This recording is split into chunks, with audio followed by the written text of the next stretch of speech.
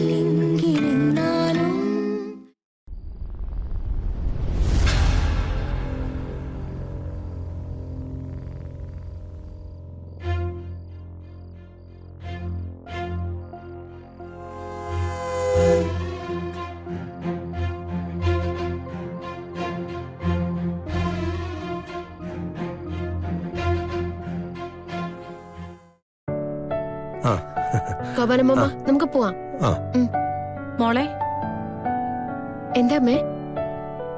ഗോപാല, ഇന്ന് മോളെ ലോട്ടറി വിൽക്കാൻ കൊണ്ടുപോണ്ട. അതെന്താ? ഇന്ന് നീ ശിവരാത്രി നോയമ്പ് എടുത്തിരിക്കല്ലേ, ഒന്നും കഴിക്കാനൊന്നും പറ്റില്ലല്ലോ.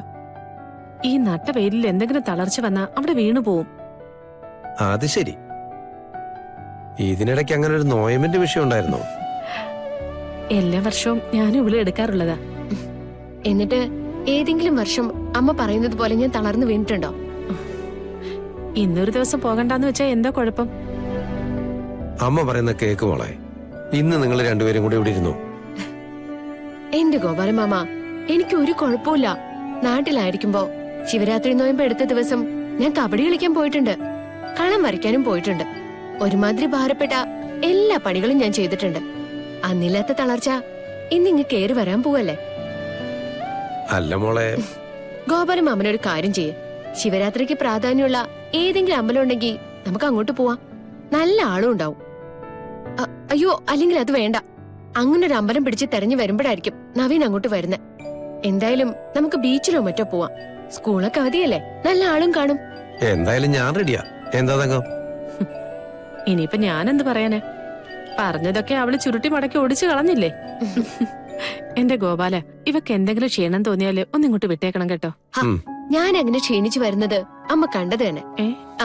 എന്റെ ഗോപാലമ്മ വണ്ടി എടുത്തേ. ഇനി ഇവിടെ നിന്നാലേ അമ്മയുടെ ശിവരാത്രി കഥയും നോയമ്പ് കഥയും എല്ലാം കൂടെ കേൾക്കേണ്ടി വരും. ആ, നോയമ്പ് ഞാൻ ഭംഗിയായിട്ട് പാലിച്ചോളാം. അങ്ങനെ ചില ഉത്തരവാദിത്തങ്ങൾ എനിക്കുണ്ടല്ലോ. ഞങ്ങൾ പോയിട്ട് വരാമേ. ശരി മോളെ. വാ ഗോപാലമ്മ.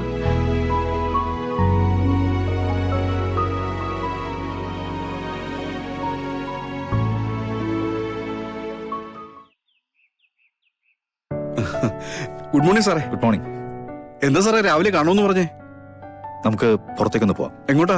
ഓഫീസിലേക്കാ? ആ, ഇവിടെ ഇരുന്ന് കഴിഞ്ഞാൽ എനിക്ക് ഭ്രാന്ത് പിടിക്കും.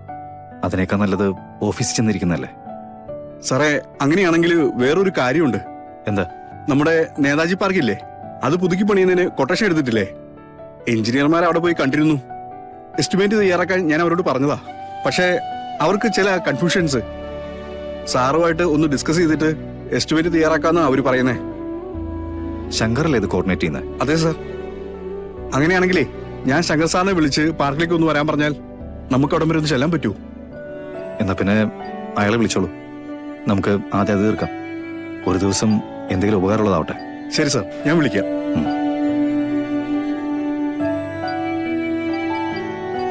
Good morning.